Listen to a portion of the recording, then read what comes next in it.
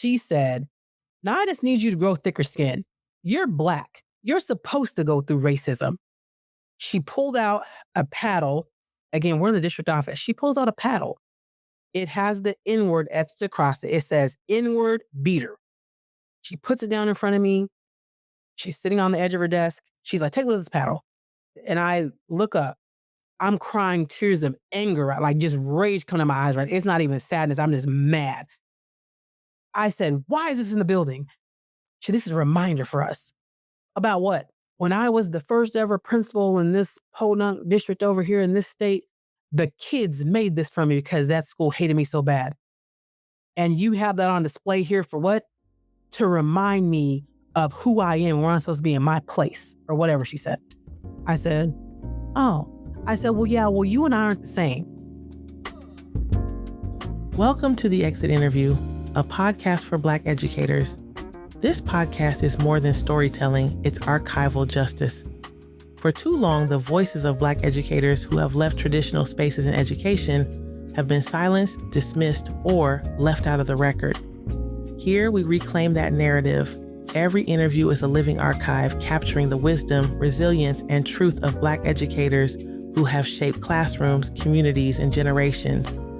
Together, we name the challenges, racial battle fatigue, systemic inequities, the weight of carrying too much, but we also honor the brilliance and joy that Black educators bring, the creativity, the innovation, the care, and the deep legacy of resilience. Each episode is both a testimony and an offering, an act of preservation for those who came before, and a guide for those still walking this path today. By listening, you are helping to ensure that these stories are not lost, but held, celebrated, and passed forward. So take a breath, settle in, and join us as we honor the past, uplift the present, and reimagine the future of education together. Welcome back to The Exit Interview, a podcast for Black educators with me, your host, Dr. Asia. It's another beautiful day out here in Denver, even though I'm wearing a sweatshirt and it's supposed to be warm and it's in the middle of May. And I hope that you all have been enjoying the podcast. We're in our episode 80 something, and I cannot believe we're already in our 80s. And I feel like by the end of the year, we'll have our 100th episode. So super excited about that. But we're not here to talk about me. And I always say we're not here to talk about the weather. We're here to talk to Dr. Danica Moore, who's here to share her story. Welcome to the podcast. How are you today? Oh, thank you. Thank you. Thanks for having me. I am grand. Awesome. I'm glad you're grand. We just had a whole conversation before we got started about school lunch and milk on field trips. Because we were talking about how schools will pack lunches for kids, and like, do your schools out there, folks? I'm talking to the audience. Do y'all schools have the milk go with you on the bus, or do kids just bring a water bottle? Because we were trying to decide if that's even sanitary as far as like milk spoiling. That was a whole conversation we had before we got started. So if you're listening to this or you're watching this on YouTube, let us know in the comments if you all transport milk or y'all just bring water bottles. That's a random thing, Dr. Danica, that I just wanted to put out there. But so tell us a little bit about yourself. We'd love to hear more about you. Yes. So hi, I'm Dr. Danica Moore. I think I would pride myself most on being a daughter, a godmother, an auntie, and just a lover of children in general. The only three things that top my love of children, or even parallel with it, I would say I consider myself a shoe and vocabulary enthusiast. I love words, learning languages, and then, just shoes. I'm a big shoe person, but not like the typical, most people expect the shoe person to be like big into Jordans or some specific thing. I'm more of an Air Max. I like heels, like all kinds of heels, even though I'm almost 6 foot tall.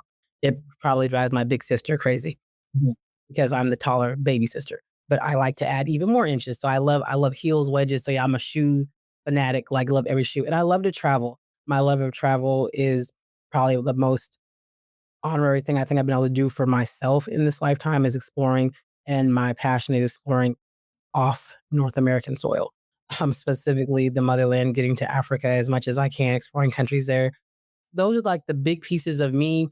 Before there was a Dr. Danica, before there was an educator Danica, I think that's who I've been.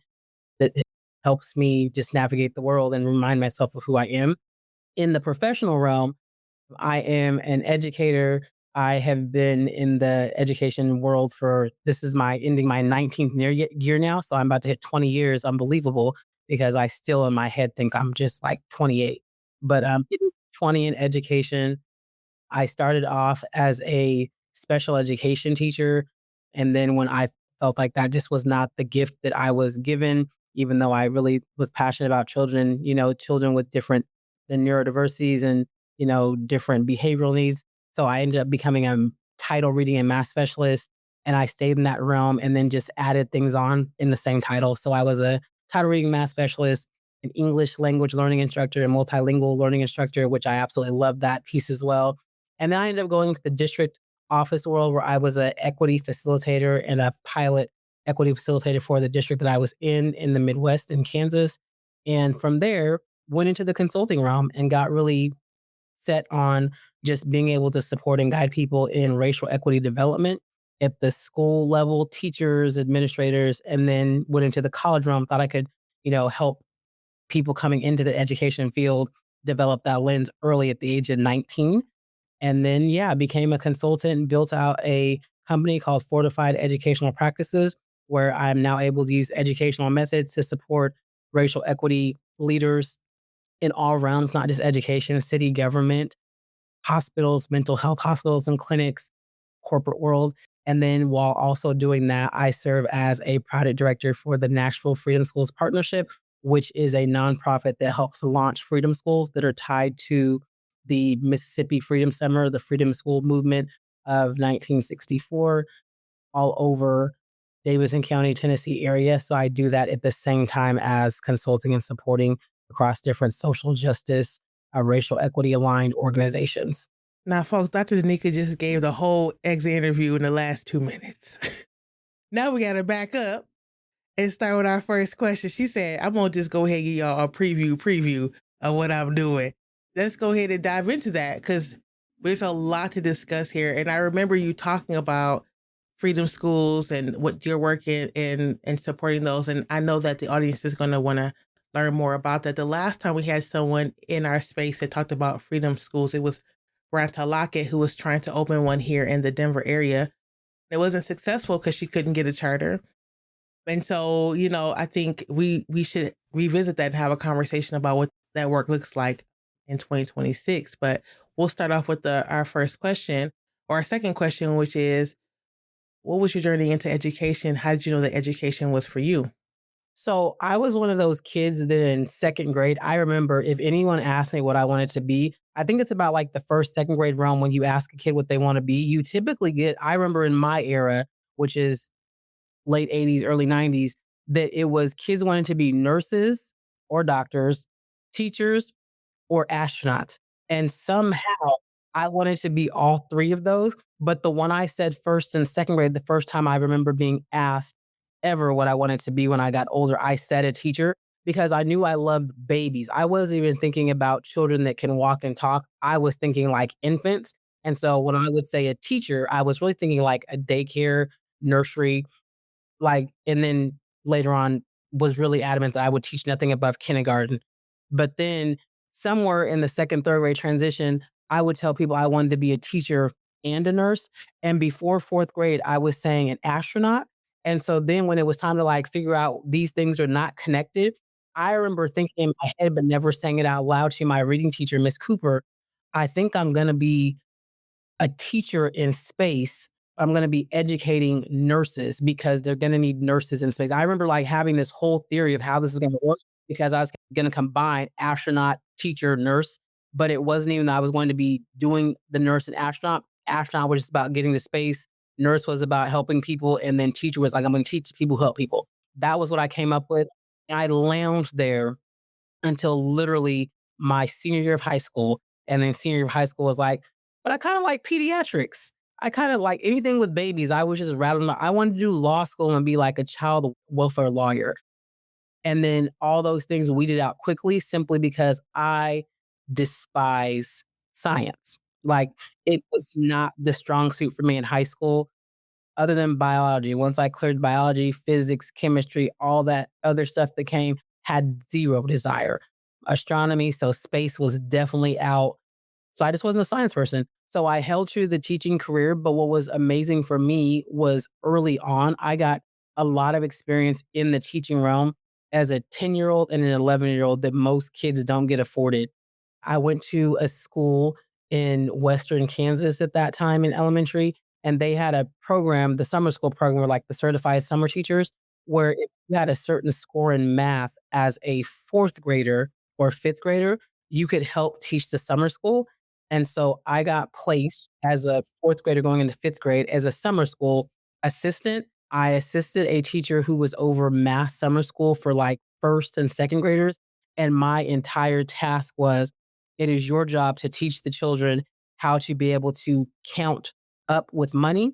So being able to count by pennies until they got to the next 5 or 10, and then dimes, nickels, quarters, and dollars, and basically essentially building them for the skill of being able to count back change by the time they're in fifth grade. Because in my elementary school, if you could count back change in fifth grade, you could work at the middle school sports concession stand. Oh, okay. Hold on. Hold on. That's what you just said is a lot because we talk about grow your own programs, right? And I don't know if that was necessarily what their focus was, but that is really interesting, especially because you said a fourth grader going to fifth grade. So you are 9, 10 years old, so doing this work of supporting second grades, which I think is brilliant, right? Because it teaches patience, it teaches all types of skills to both the second grader and to the fifth grader, but then also the counting change and the concession stand. Like, that's a lot of skills in such a short amount of time. Yeah. Yeah, they are dead today. It is interesting because I went to Burger King, who knows, just recently, and the change, I gave the guy cash and he gave me back 2 dimes. And I said, I need 7 more cents back. And he's like, oh. And I told my daughter who was sitting in the seat next to me, I said, you have to pay attention because even though the money was right there on the screen and he could have just picked up the pennies, he's still not using those skills. So you have to pay attention. So to know that what you're describing, I can imagine child labor. That's not all the ways that people could say that was the incorrect thing to do or not right, that it was a skill and still a skill that people need today that, like you just said, they're not using. And like when I think back to it, I remember the teacher in the room. I still remember her name. I believe her name was Miss Heskett. I mean, there was never a lesson plan. They would just tell me, this is the task you need to work on for the entire summer school program. I was designing my own activities for how to do it. They might print a worksheet that I asked them to print for me, but I was literally my own independent teacher with these going into first, second graders and trying to figure out like, what are we going to do today for our little, it was a rotation. So she was in the room. I do remember that, but she had a kidney shaped table over here.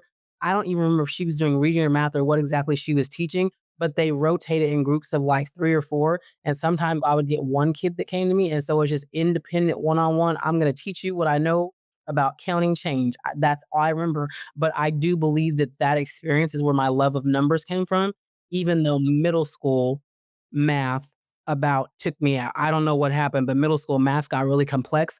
But my teacher talked really, really fast in it was either 6th or 7th grade, and I was just like, "No, I take that back." He was a math teacher for all grade levels. There wasn't even different math teachers by grade level. So for all levels, I remember thinking like, "Oh gosh, he talks so fast. I'm not gonna catch on to numbers." But I do have a very numeric mind, but I didn't know that until high school. So numbers are just like a thing.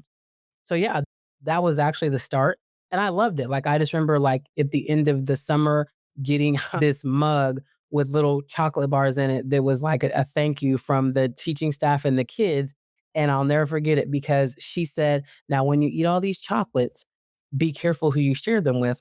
And I was like, "Yeah, yeah, I got it." And then throughout the summer, I remember the first one, so they actually weren't chocolates. Some of them were, some of them weren't. They were money wrapped in chocolate bars. So like little mini Hershey's things. So like there might be like a $5 bill, a $10 bill. And so it took a couple of weeks where I was like, wait a minute, this candy must have melted. And I'd open it like, oh gosh, because I remember sharing with my siblings and my mom, like, Mom, there's money. Like, give me my candy back. Like, let me so we like open them all. But I'll never forget that thank you gift because I thought that was so cool. In my mind, I learned the perks of Teacher Appreciation Week early. like, ooh, teachers get gifts and sometimes there's money and candy. But like, 9, 10-year-old me, and I'm young for my grade level. So I just remember thinking like, this is really quick. Like, this is awesome. Like, I can be a teacher. I can do this, right? And so that was take one. And then fast forward another year later, I entered the spiritual world realm teaching because I had a Sunday school teacher at church that the kids were kind of cutting up. And I remember he said, if you think you can teach this better than me, please do. And I remember taking my little Sunday school book and being like, actually, I can. Okay, everybody, sit down. We're going to read. And so I taught the Sunday school lesson at church, and we would exit Sunday school and go in with the adults. And, each Sunday school class share what they learned. And, everybody recites the scripture. And I thought, he'll still do that. He said in front of the congregation, like, actually, I didn't teach today. So she's going to share what the class learned today. And so I did that. I remember being super nervous, like thinking, oh gosh, is my mom gonna think I was in there cutting up? Like, he's put me on the spot. I thought it was between us.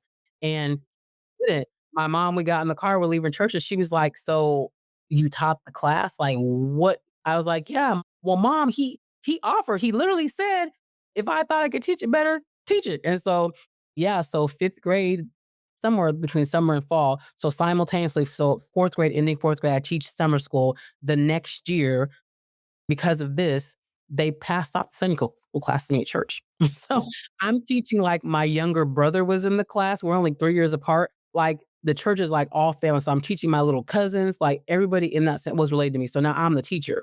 So now I'm prepping lessons at home, reading over my little Bible story. So yeah, so I got like curriculum, planning lessons, planning my own activities, like what craft.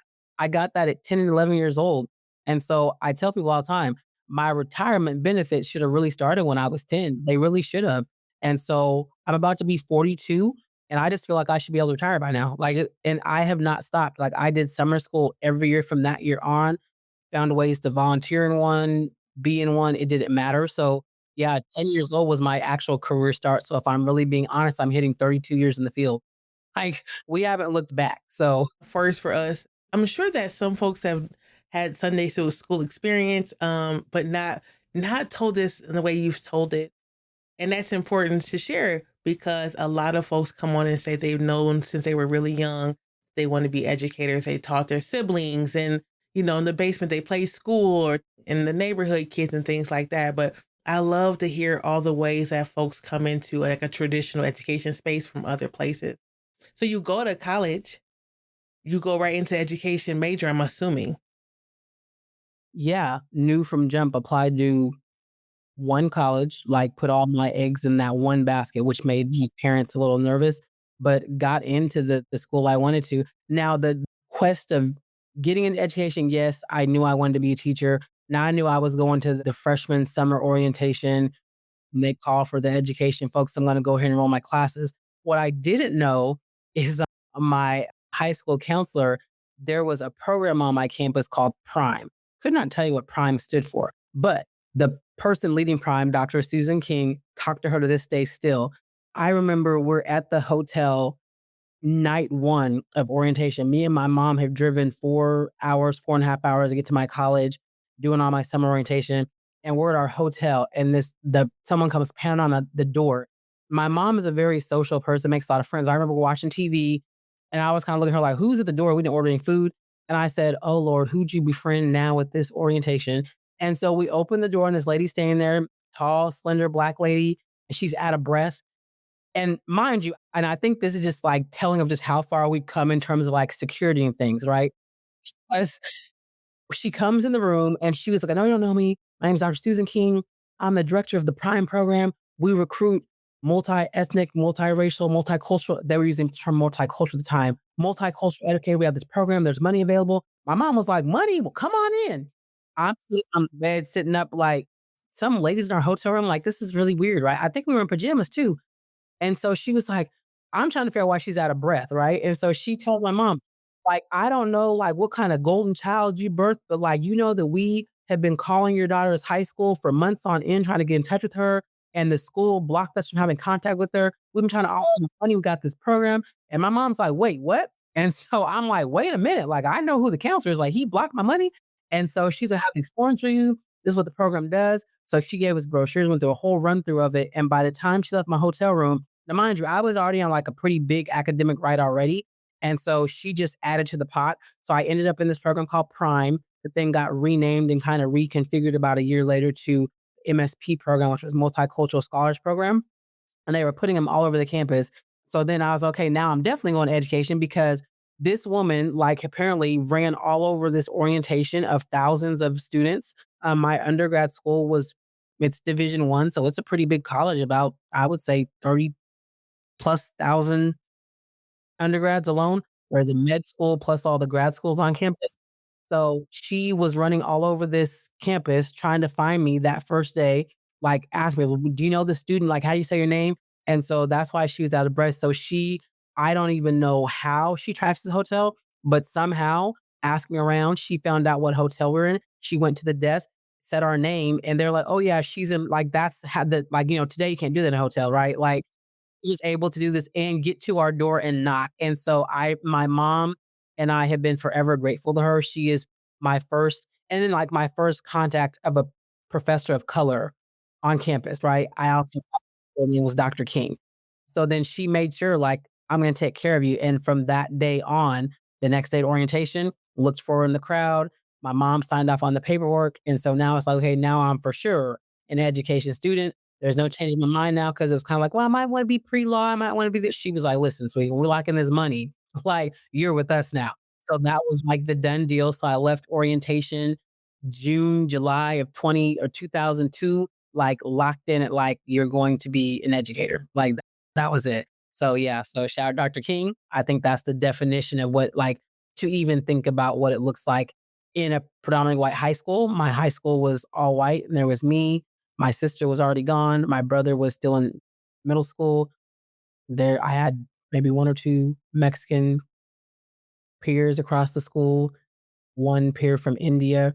That was it. And so what it looks like for a black woman track down a black star at a predominantly white school to make sure that we had access and opportunity, she sealed the deal for me. Like that's the kind of teacher I wanted to be. Like I'm gonna make sure I go to bat for my students to make sure they get what they want. So then I got addition going into college. Like that was my intro to college with Dr. King. To her. I love that story and like the dedication. You're right. Security wouldn't go with that now, but I'm glad that they they gave that information up. So you finished school. Tell us about those first years of teaching. Where did you teach? What grades? What was the experience like? Did you have to move? Tell us all those details. So my first year of teaching, I was commuting. So I stayed in my college city and I was commuting about 35 minutes over. And then the drive just got to be too much. I was in fourth grade classroom and I knew from my student teaching and my internship when it was time to switch, you have to do a half a year in, an older grade level, then the other half in a lower grade level. My second half of student teaching put me in second grade. And again, in my mind, I was going to be at kindergarten. Like, and those were the cutest kids. I got to second grade and was like, we can't go lower than this. Like this, we need to go back up.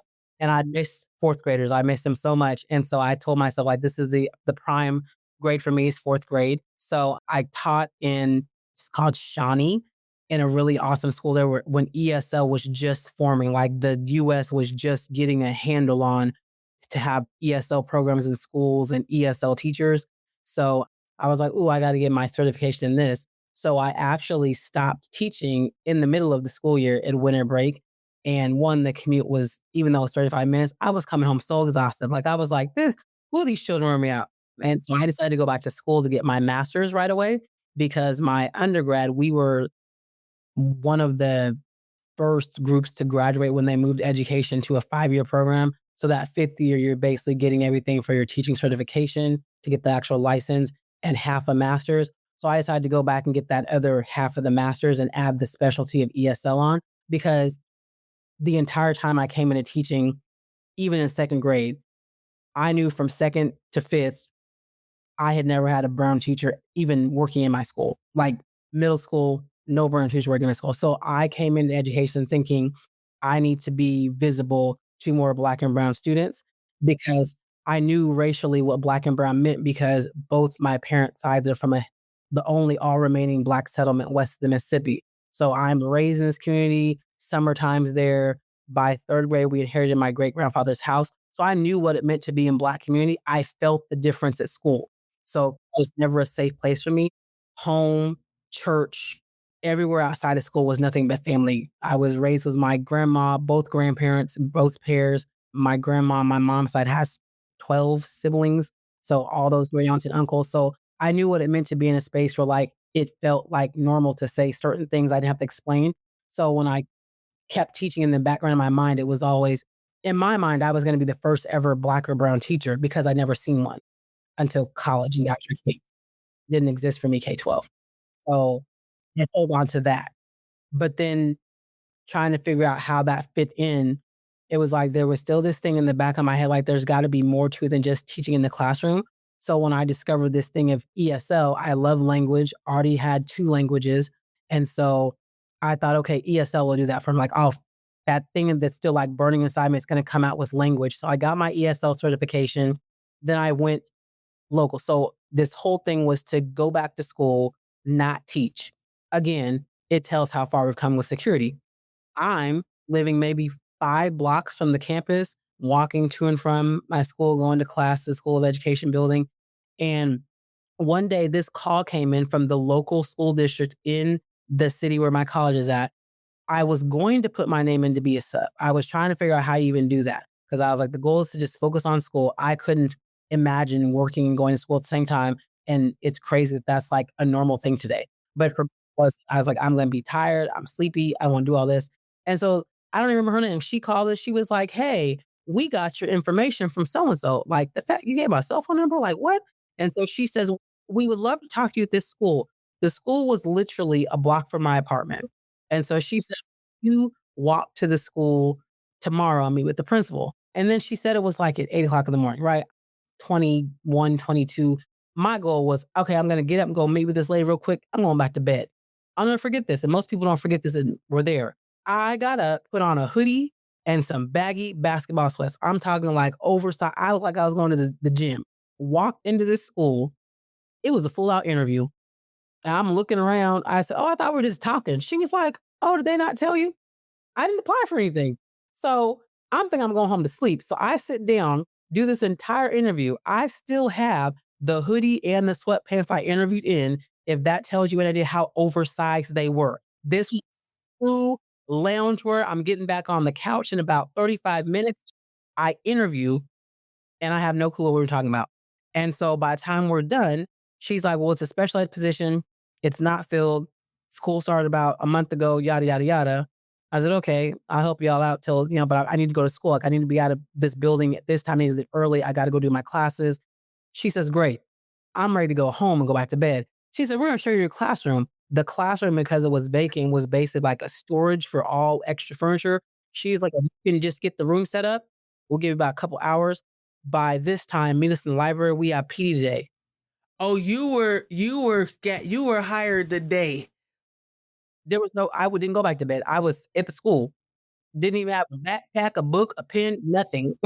Like day one, welcome. That is the best. I love that story because so many people prepare for interviews, right? They have time to get nervous and they do all, and you went in there and said like, no, I'm just gonna, and then you ended up with the job. Did you tell your mom that story? I don't know if my mom's ever heard the full story, but my principal, we talked today, we laugh and I'll say, like, you remember my outfit? She'd be like, you got a lot of looks that day. Like, then I go to this PD where it's like I don't know, instructional literacy training thing.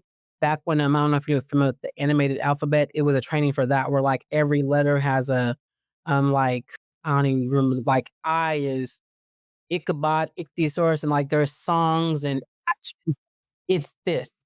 So now, and I'm sitting at my table and people were like, oh, are you the new para? Like, cause again, my attire is giving, we don't believe. And so I remember all the looks and I'm sitting at my table and I'm like, oh no, I'm going to be the sped teacher. Like people were like, wait, what? Like, where'd you in this outfit?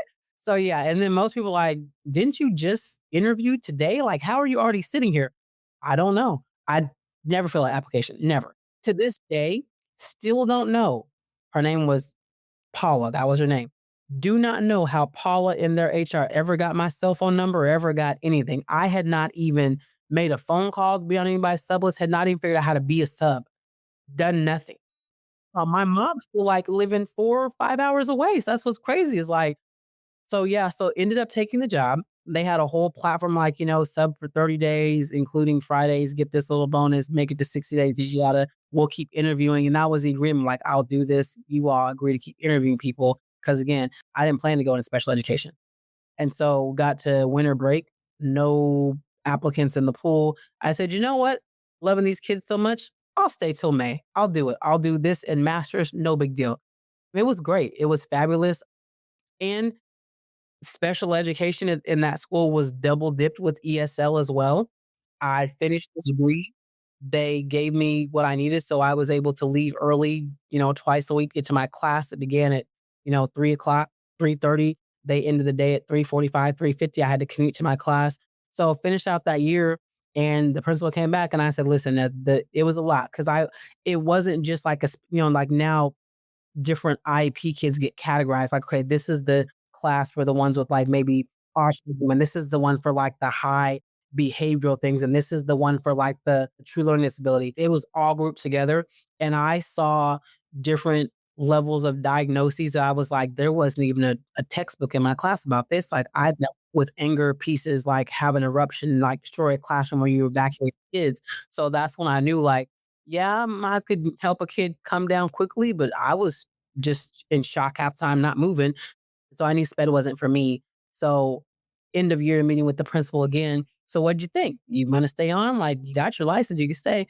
I said, not gonna lie, I don't, it wasn't my calling. She said, "Great, we got more opportunities. We got a reading and math specialist job open. We got this, we got that." I said, "You know what? Let me take a try at this reading and math specialist," and found my love. Discovered quickly, but I am grateful. And even though I did recognize special education was not my calling, not my strong suit, in terms of me feeling like I was at my best for the children. There are many times I felt like this child would do so much better and have more progress, someone who actually like came in like really strong, like what to look for, diagnoses. I'm sitting here flipping through IEP books like, what does this even mean, right? It sounded good in the basic classes I had. Real time, there was so much more to it that the books couldn't have helped me with. And I just felt like I wasn't the best fit for kids. So I stepped down with all the respect in the world for anyone who goes in that field, right? But I did still feel like it was awesome to get to work with kids who hated math. And I think that I made the connection or like, oh, I hated math in second grade, but still wanted to be kids with IEPs were hating math. And I got to have that space. So I got offered the title reading and math specialist role for it was supposed to be fifth and sixth grade. And by the first quarter, we were expanded all the way from second through sixth grade, mixed groups, and at the same time using the EL degree. So I've got the ESL license I'm under my belt. And so now we've got that happening simultaneously. So I did second through sixth grade, different kids coming in about every 30 to 45 minutes, different group of kids, and it was second through sixth grade intermix. So I might have one group that was like a second grader, a third grader, and two fifth graders. Many of them, about maybe half the group in one group, spoke zero English, like kids coming in fresh from a refugee camp in Myanmar, and multiple languages in one room. So these two might speak Spanish and have no English. This one speaks Burmese and has no English. This one speaks, and so all I've got under my belt to communicate is Spanish. That's it at the time. So it's like I got Spanish, English, teaching reading and math, co-teaching with special education teachers, other ESL teachers across grade levels, creating shelter classrooms. Loved it, and so just discovered that I think my attention to detail. I do multitask, but I have to reach this point before I go to the next thing. It's like do a little bit here, there. So I think in the interventional world, what I learned about myself was that I'm really good if you give me like, this is this student's problem, just dig in right here. You can just stay right here. And I love that. And so the math piece for me was exciting to bring a love of math and like literacy pieces to kids. I love reading too. So yeah, so I did. I loved that first year. That was my first time doing a full year in a role since I had left the weather district this semester. So yeah, so from that point on, I stayed at that elementary school for 6 years. I never left. Same position. All they did was I moved to a different classroom every year. Like they would move my room, rearrange all the classrooms, pack up the room, move it here. Same position. and they might change the grade level. So it did eventually shrink down because again, the country was still growing in ESL support and what that looked like for public schools. So by the time I left teaching there, they were finally to the point of like they had an ESL person for every grade level. So eventually I got to just focus on fifth grade because they also sixth grade into middle school. So it became a K-5 school, K-5 district. I got to focus on fifth grade math skills, fifth grade reading skills, ESL, kids with IEPs, dual identify will come to me. If they just had an IEP, they went to that instructor. But I got to do a little bit of like, kids that were higher levels of function in the classroom on IEPs than the group that I was serving the year before. So yeah, 6 years in that position, loved every minute.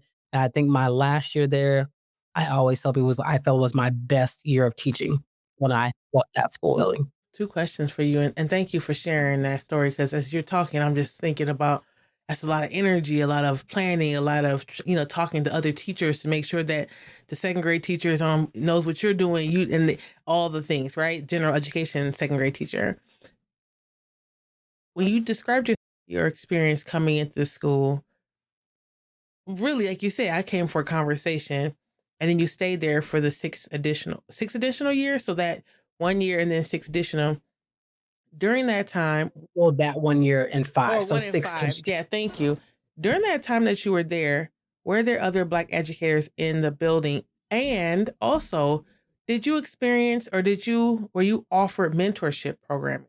I mean, I know that people have mentors that come help because they want to, but was there some type of program that you went to or someone that came to you to support you as you were learning? So that's two questions. Yeah, so I remember we had coaches from the district office level would come in. So the year that I was a special education teacher, my coach and also my soror, Miss Townsend, came from district office and would coach me through like how to support IEPs, helping them teach into the kids' goals. I remember I had that support when I was on that side. Then the second through sixth years, like the learning coach model didn't exist yet. So there wasn't a lot of coaching. There was just team meetings. I was asking my teachers, other ESL teachers. A lot of people took me in their wing. But what really helped me have a space to go to, it was two things. Number one, there was a sub in the building, an older Black man named Mr. Butler. And one day, Mr. Butler was subbing for my colleague who was ESL for the lower grade levels. We were in a portable together. And so her room was the first room we walked in. Then you went down a little walkway and there was a door to my room. So when I would have to leave, I'd walk through her room. And so Mr. Butler had subbed for her one day. And then our other counterpart, Miss Lanier, and so they were all talking. I came out of the room to see like who was this booming deep voice. And I think Mr. Butler was the first Black male I had ever seen in that building. And so they were like, oh, he's a sub, he's filling in for so and so. I remember he was like, how old are you? We had been just, chatting. I joined their conversation, meet the little young buck, and they're like clearly old enough to be my parent.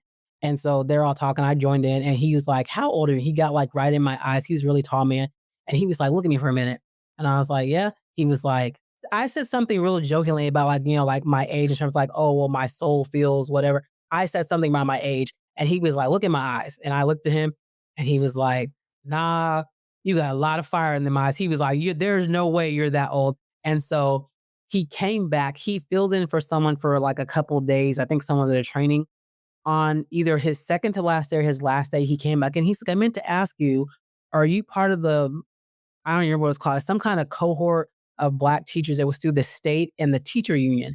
And I was like, no, I don't know anything about that. Like, I'm pretty young. I don't need, like, because in my mind, again, undergrad, what we knew about unions was like, that's where you go if you have like a loss or need like, something, right? So he's talking about this union and Black teachers and they go to the Capitol and have all this stuff. And I was like, oh, no, I'm good. He was like, okay, well, I'm the rep. I help recruit. I relatively should consider it. So I looked into it, and sure enough, not only was there like this whole group of Black educators for the state that were through the union groups for support, they had an entire caucus that had their own conference in Salt Lake City, Utah. So then I got, I think it was called the MRP team. It was like the multicultural state something team, MSR team. And they picked people, it was teachers of color from all over the state, small districts, rural districts, urban districts, suburban. And I said, sure, I'll join this team, flew to Salt Lake City, and my team to this day, I know where every single one of them are. It was still like we were all young teachers. There were 2 or 3 black males, a woman from Cambodia. So, yeah, we got to represent the state as teachers of color. It was like once you committed to the team, it was a 2 or 3-year commitment. So then getting to go to those conferences, that was my first chance recognizing, like, how scarce black and brown educators were. Not even just black, but even just brown. And so I was like, "Man, like, I didn't really think about this." So in my school building, it was myself and the speech language pathologist were the only 2 certified people of color in the whole building. She had been there for a while, and then there was countless paras of color, paraprofessionals. Native American, Black, Asian. I remember the paraprofessional realm was just like you could get representation for so many racial and ethnic groups, but then the teacher identity, it was white and the 2 Black teachers. Don't remember any other. Well, take that back. By my 3rd year, we did have a Native American certified teacher in the building. I do remember that, and then they did cuts during the big budget crisis of, what was that, 2008 or 2009 across the country, and she was one of the first ones to go because they'd used the last hired, first fired rule. I remember just being crushed that she was leaving because I had never even thought about any other educators of color outside of Black. So to have a Native peer with me, and she was just maybe a year or 2 younger than me, and then losing her, I was like, "Oh, man," like, the speech path that, they share schools, but there would be many a day where the speech path wasn't there, and it was just me, and I would look for Cassie in the hallways or Miss Margaret, the para. I knew who to go greet. But yeah, as far as certified, it was me in the speech path. Thank you for sharing. And I'm thinking about, like your connection to the union because someone paused long enough to say, I think you should do this with the union.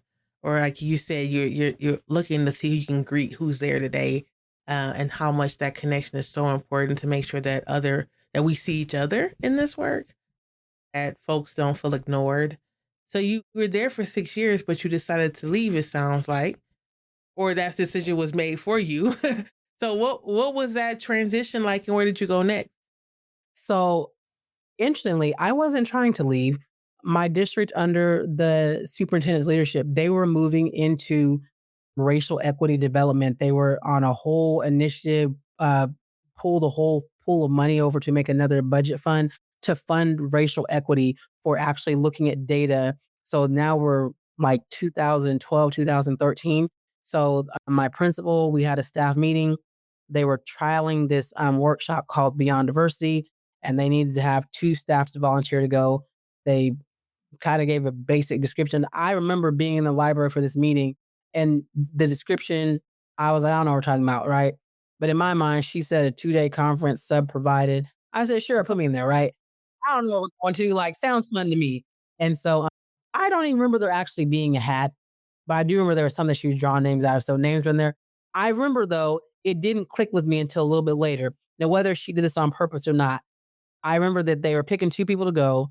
It was me and Jessica, well, now Dr. Jessica.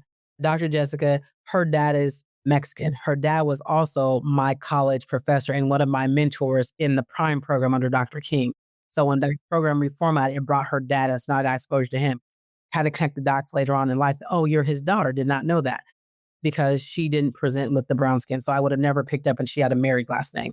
So we go to this conference and I was like, whoa, I didn't know you could talk about race like this in the education world. Like, it was amazing, amazing, amazing. It wasn't even a conference. It was a workshop. It was really like processing through like your own racial identity, helping even like white folks even think about their race and how it shows up, not even tied to education. It's like, let's sit back for a minute and take you back to when you were 5 or the first time you heard you were black or the first time you learned you were white or whatever it was, right? And so I was just mind blown, like, and it clicked for me that day. This is what I was trying to get to, and I thought getting an ESO certification was it. It was this. I wanted to talk about race and how it affects education for the teacher, for the student, and I was like, okay. And my facilitator's name was Mr. Will Walker. I remember talking to him at lunch, like, how did you even get in this world? Like, how do I get where you're at? Like, I want to talk about this every day with teachers and about curriculum and seeing myself in the curriculum and the books. And how do I get here? And he was like, hold on, hold on. Like, first of all, it's not just me. I work for a company, I a family company. So he kind of gave me the rundown to that day, I held that. But me and Dr. Jessica would talk later on and be like, now your dad, like, you didn't identify as a person of color up front, but like, we're the only two. Were there actually names that had, or she just made us go because of who we are? And so, yeah, but we ended up getting the spirit. So then the district did sign off on this whole initiative. They hired that company, their consulting company. They brought in that workshop, made it mandatory for all staff, 2-day workshop, and tied it to goals and all these things. And the plan that the company had, Pacific Educational Group, the plan was that there's like different phases the district would have to build out. And one of those phases involved that every school needed to have what was called an equity team, which was teacher leaders who were being developed. So me and Dr. Jessica got to help launch that for our building. So from that work, 2 years in, I'm on the equity team. Now we're ready for, because we were early start school for that. So again, lots of schools in the district, they did phases like first year, these 10 schools are going to start. Next year, these other 10, like get them going in phases. So we hit the phase where it's time to move on to the team that was going to build out to like look at like cultural relevancy in curriculum and lessons and teaching. And the district decided, I'm not sure if they had the consultation put in this way, but they needed to form this position at the district office level that was going to help lead this work and support the team in the building. So they had launched it, but the I saw it pop up on the website. I think school was starting like that next week. And I was like, oh, well, that's weird. Why do they list a job if someone applies for it? Because it was internal only. And so I didn't think I read it and I was like, this is interesting. Like, who's going to do this job? Like, this is a big job. And so they realized early on, like we posted, school's about to start. Now we're going to have to pull a teacher, like take it off the web. They went back to the drawing board. It released again that spring. And so I remember one day, Dr. Jessica had emailed me, hey, can I come talk to you? When are you free? I said, oh, my lunch this time. She came in my classroom. We're sitting there. And I'm thinking like, I thought she had something big, like something happened with her. I'm all in with my salad. And she says, okay, so I know you've seen the job they're posting. I was like, yeah, I saw it. I thought maybe she wanted like, talk about who's going to do this, like what we're going to take on. And I was okay. And she's like, yeah, I know you probably love it here, but you really need to go. I'm sorry, what? Who are you talking to? She's like, I mean, you're just so amazing for our team. Like they need you. I was like, okay, I'll think about it. She left my room. I didn't think about it. I think the next day, did you think about it? Girl, yeah, I thought it was, I hadn't thought it. I didn't go back to the application. Then a couple of days later, maybe it was the next week, my principal asked me with me and we're sitting down. I think we're doing she might have thrown like some evaluation stuff in there too. We're going to go over. And she was like, so I know you were so like, this is your realm. As much as I hate to lose you, she's like, it's not very often I recommend someone go on up. But she was like, I have to let you go. Like you have to go. I need you to apply. Yeah, I'm like, it sounds like they was pushing you. You had, like you just said, they told me I had to leave out of there. Interesting. Yeah. But it was also like, if you remember when I said earlier, that last year there, I felt like I hit the prime in my teaching with my EL kids. And so I was like, I'm in my streak. Like, what are you talking about? I got to go. And all I thought about was when I would see people from the district office come in buildings, it was like they always were on their phones or like, I was like, that's not the kind of person like. I got to join that mentality, right? There were so many like just stigmas I had about being a district leader. And so after a while, so I ended up going to look at the position and what it was going to entail. And I was like, man, I really do like this racial equity work. I feel like I can do something with it. And then when I did my master's thesis, I had did one on just like my thesis was around, does the race of a child influence the teacher's expectation of the child? And so my advisor was kind of like, this is not a thing. And the number of cases got rejected to even do the research. And finally, I asked for a new advisor, got a new advisor for my master's. He connected with a colleague at a school outside in a bigger city right next door. And so I did my research and I remember thinking like, yep. So then that master's tied to this, and this is about a 3-year gap in between with going to this workshop. I was like, I knew there was more to this, right? And even the kids, I interviewed 100 high school kids in 2 high schools, one predominantly Spanish speaking, one predominantly Black. I also interviewed 50 staff of all races. And just like it was a qualitative study around just like what are the patterns of how they talked about their students, expectations, experience going there, being in their ethnicity, their race, etc. And so, yeah, I just had this research I had done. Everyone's like, yeah, it's not a thing. It's not a big thing in schools. And then along comes Mr. Walker with this session. It's like, actually, there was more to it, right? So now I'm like, pieces are clicking. So we get to like, I think it was April by this point, it was after spring break. I went back and I said, fine, I'm going to apply. So I applied for it, did my interview. A week later, got the call. They want you. I interviewed with the superintendent, the assistant superintendent, and their entire district leadership cabinet. And I don't know how many people I interviewed up against, but I got the job. Hardest I've ever done in my life. I sat for the task, the orientation tasking that they do now in interviews in the lobby, was looking at the task, called my mom. They had set a 15-minute timer, wasn't even doing the task. Called my mom. Mom, they got me here. Like, I'm supposed to plan a workshop and come present it. She's like, the timer's on? Yes. Why aren't you doing the task? My mom was like, get off the phone. Hung up, call my sister. She was like, wait, now the timer's like at 7 minutes. I haven't done anything. I didn't have paper on me. So it was a very hard interview. I wanted to walk out, but I did. I did the task. They left me in 15 minutes, plan the task out, walk me over here, do the interview. And so, yeah, that was the birth of like where I was supposed to be. Like education in the classroom was always supposed to get me there, I think. But it took like these two women to come and tell me, like, this is for you. That was my second principal I'd ever worked for. And she, even as a white woman, to recognize, like, as a young woman of color, like, this, I've watched you, I've listened to you. I think you need to go. So it wasn't a push out like in the negative sense. It was like an elevation. Like they were trying to elevate me. And I was like just stuck on like, but I love my kids. I bonded with parents. Like I'm doing great with my reading curriculum. Like kids are growing. Like I was just in the bare, like the weeds of just teaching and in that hub. And I just never saw myself at that level. Like I knew I never wanted to be a principal. That was never in the doc. It wasn't something I wanted to do. I wanted to be as close to kids as possible. And so the thought of going to this big building over here and, the big brother, with the people call it big brother, I just was like, oh, I'm going to lose so many teacher friends over this. You do, but entered the role and I felt like I had great support to get there, and support when I got there was started out great. Thank you for sharing that. I have a couple of things I was thinking about as you were talking. One, you talked about your master's thesis, and I remember in a Courageous Conversations training that I was a part of. So as a teacher, I wasn't training to work with them as affiliate or anything, but I remember them talking about the access gap. And I don't know if they called it access at the time. They might have called it achievement, opportunity gap, achievement gap, access gap, and how they were saying that children of color, specifically Black children, no matter what the income of their families, that they were going to still, according to the data, and you probably talked to other people, they were always going to lag behind. And it wasn't because of the children's lack of understanding or capability, but it was because of bias in the teachers.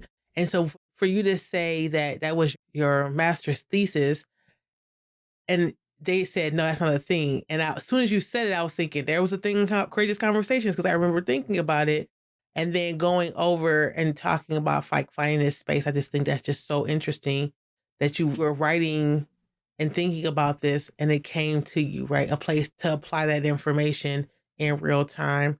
It's really interesting to hear the parallels of you learning about Courageous Conversations and going to the trainings. And I just keep reflecting back on my own experience and how I felt too, like totally lit up. Like you said, we've had this conversation before about how excited I was about Courageous Conversations. And in my district, we were like one of the first districts to have that program. I think we were the first district to have that program, maybe, or at least outside of, they were in New York or California? Are they San Diego or something like that? And I was just like, yeah, this is so exciting. And then it's like, nah, go back to class and keep teaching math, right? Like we're just doing that just because we're required as a school, and how it would be so great to have had experience where people were like nurturing that versus saying like, yeah, that's just a requirement that we send you to that thing. But we don't really gonna do that. So go back to whatever you were doing. So you were at the district level, and that reality, I love that you said, I didn't want to be the one scrolling. I didn't want to lose my teacher friends, but I also knew this is really important for me. How did you make that adjustment? What was that experience like once you got there? I'm quoting here for there. Did you lose your teacher friends? Was it what you thought it was going to be? Tell us about that. I remember one of the first, when you have like the whole district PD days, like back to school, I remember the assistant superintendent coming and grabbing me. She's okay, I'm gonna give you some tips. Number one, don't go sit with your old school. And I was like, what? Like, I don't know. Like, you got 30 schools packed up in here. Like, where am I going? Who am I sit with? Like, because I was district wide. Like, I'm in all these buildings now. And so she was like, don't sit with your old school. And I was headed to that table. Like, I'm gonna go find my people. So the first part was terrible. I tell everybody every single day, I will wake up in tears to the point that on Fridays, I would go park at my old school and sit in the parking lot and just cry and look at the building. Like, I wish I could go in this building. It was so dreadful. And it wasn't because of the folks at the district office. Like, my superintendent was amazing. I had great support for like, yeah, go in there. You're the pilot for this position. We never had it for. Just you do what you do. It was a lot of the schools I'd never been in. Like, when I was in teacher world, I knew my staff, my principal, and the superintendent's name. Anybody else at district building didn't know him. Any other school principal staff didn't know him. Maybe like the people in my position at other schools from like PDs, but that was it. So every day having to pick like, and I'm one of those people. I'm a introverted extrovert. I have no problem popping up in places, saying hi, speaking to people, bounce around networking. But when it comes to like people I don't know, I require one person I know to walk in the door with me. And this goes for like, I have the same mentality for a wedding, movie theater. So we're going to movie theaters. You're going to be late. I'm in the car until you get there. We miss half the movie. I walk in with you. I don't know these people. To have that as a social layer in this position was tough because my task is now, it's not just know who's on these equity teams. The beginning, year one, I wasn't even facilitating for the equity. I wasn't facilitating at all. It was just, we don't know how to do this role. Consultant company said, add it. We need you to help us find out what to do with the role. And I would just have to pick schools each day. The goal was 4 schools a day to make it through the whole district by the end of the week, if I could. And that was just the brick and mortar, not the virtual school building, not the college career and all these buildings they had. Walking into school, signing with the office, greeting secretaries like, hey, this is who I am. I'll be coming around, going to meet teachers and trying to memorize names and faces and what you do and just talking. And the number of people that were so against this work, walking into buildings like, what are you doing here? And so I just had to figure out how to make it work. And so there were some nasty introductions to people that by the time, 10 years later, it's like, now these are the best interactions ever. But the beginning was rough. It was like, some of my colleagues do not want to do this work. Like, they didn't even have any kind of filter for like, I'm going to tell this Black woman how I feel about her and the company we're working with and the workshop and this and that and the data y'all keep showing about our kids in our school district. They had no filter. And so I remember just like, all right, beginning of year, I remember walking in the kindergarten classroom and she was already venting about something. I said, you know what? I'm just here to help you with your beginning of school year task. Like, you got all these kindergartners coming because, kindergarten started like on a half day schedule, delayed or whatever. So the kindergarten teachers had more time. I just sat down with her. She was going through her to-do list and what she had to get done. I didn't even talk about my role with like anything with race. I said, oh, I got sharpened 100 pencils. Great. Do you have the sharpener? And I sat there with her and we just sharpened pencils and talked about our summer. And I just had to learn, like, how do you even navigate this space?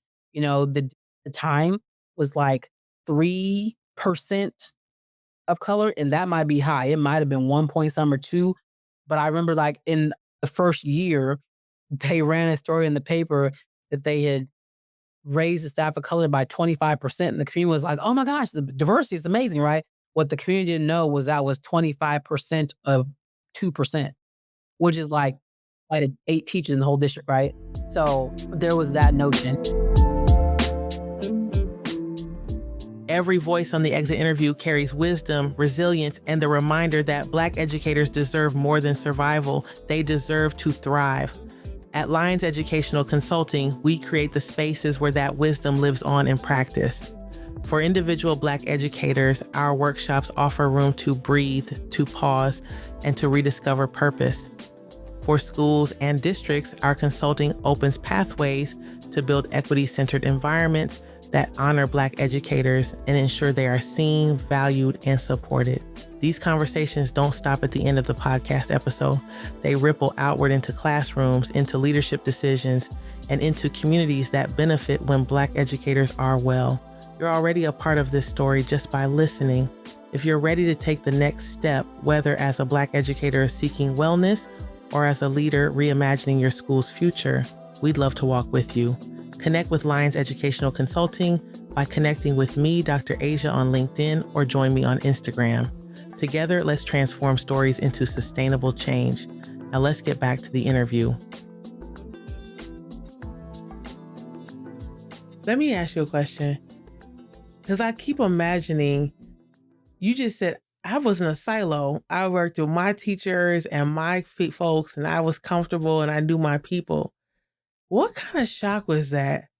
Because then you started, if you're excited about learning about race and you're excited about telling people, and then you start to see over and over again that people, like you said, are unfiltered in their racism.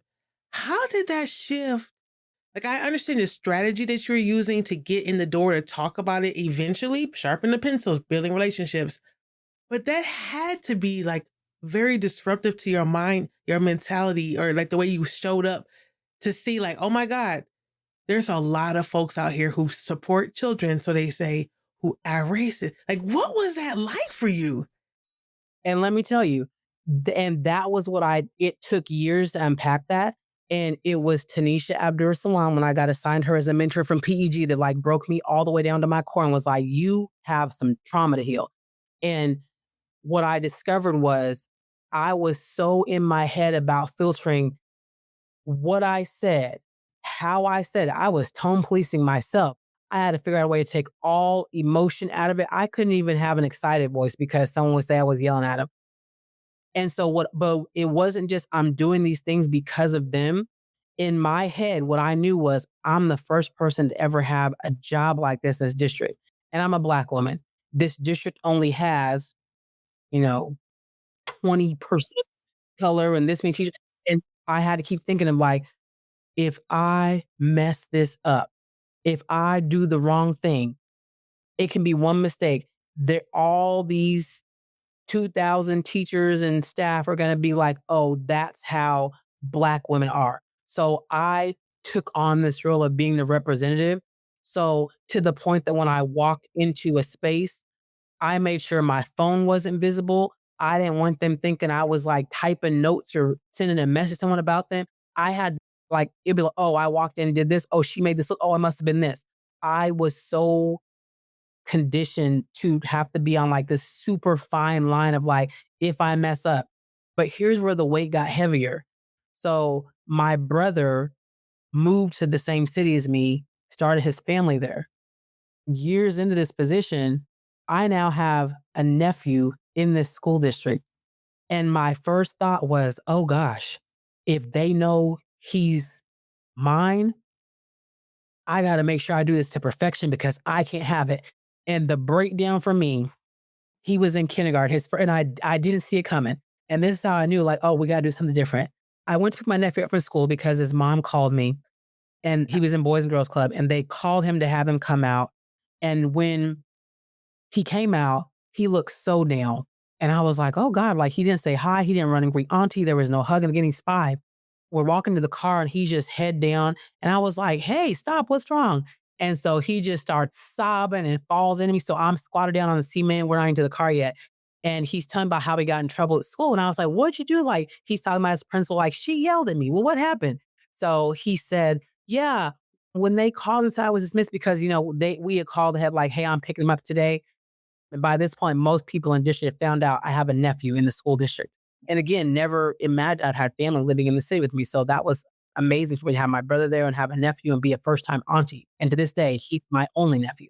And so he said that someone had went to the door was glass. And so, how kids like the door will be closing and they see if they can run through without having to touch the door. He did that. Well, in doing that, his foot hit the door.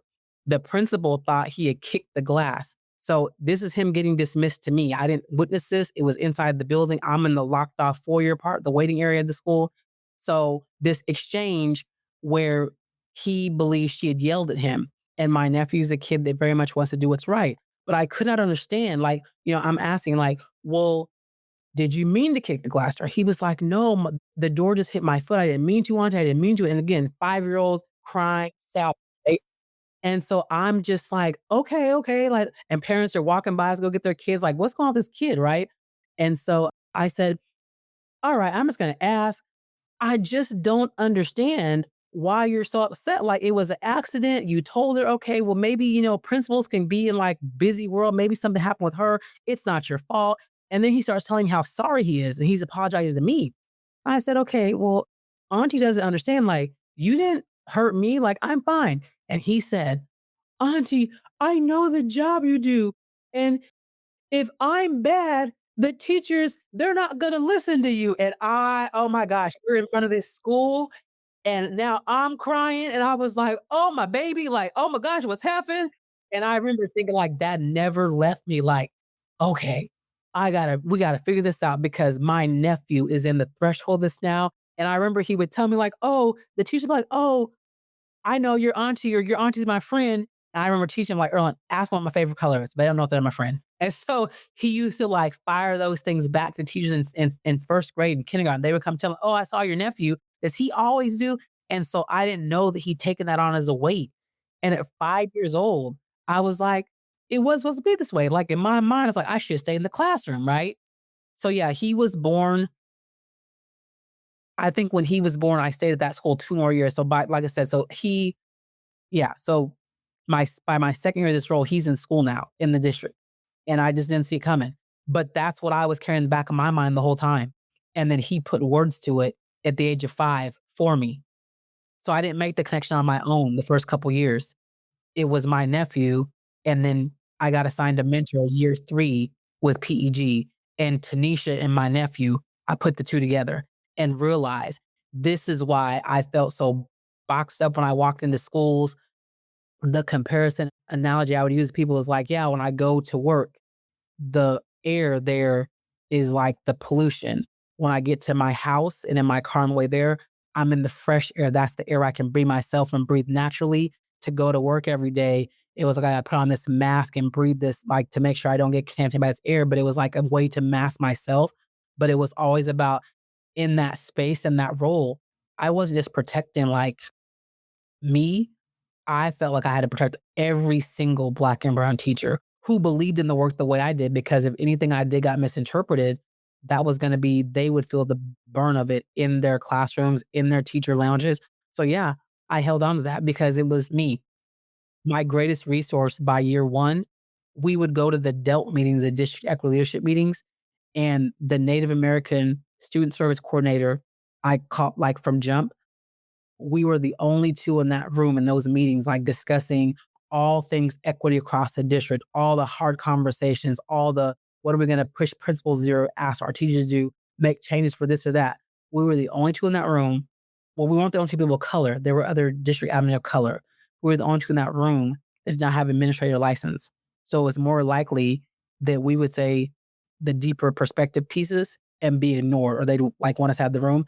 So when we recognized that, unspoken in the room one day, we made eye contact. And from that day on, we need to sit by each other. Like we were the people in that room that were going to have each other's back because we knew we're the ones that we're able to be removed because we don't have the licensure. We're not district admin. We're not principals. We're not this or that. We have this certificate and we're able to do this job here. And we get the pleasure to be in this room with all these big timers that we don't have. And so we had to find ways to support each other. So yeah, so the term from that moment on became my person. And I remember telling her, you're my person. Like figuring out when I give you this look, jump in and take over if I'm about to have a meltdown. When you give me this, like we would meet and go to her office and have these conversations. And that was how I survived that building, even though her office wasn't there in that building. You and I met through Stacey Brandon, correct? Your story and Stacey's story are so similar across 2 different states. And the way that Stacey would talk about, it's like, I wonder how Glenn Singleton, I wonder if he understands the amount of racial battle fatigue that people who were trained under his programming, not that it's his fault, but programming have taken on, and the ways that it impacted the families and communities of the people who took on this work. Right? Because you're a shield to a lot. And so is Stacey, right? And I just think about you all. So it's several of you that Julia Berry, I've just interviewed so many people who worked for that organization and worked in schools, and the amount of like harm that people experience. Not even at his organization necessarily. Maybe they did or didn't, but at their schools or in their districts. And so I'll ask you a question. Thinking about your nephew, thinking about the teachers, thinking about your colleagues in the struggle. At that time, what were you doing to take care of yourself? The only thing I had in the professional space, it was the one task I was given off the PEG framework by the superintendent to go knock out. They had skipped the staff of color group that should form in phase, I think it was 1B.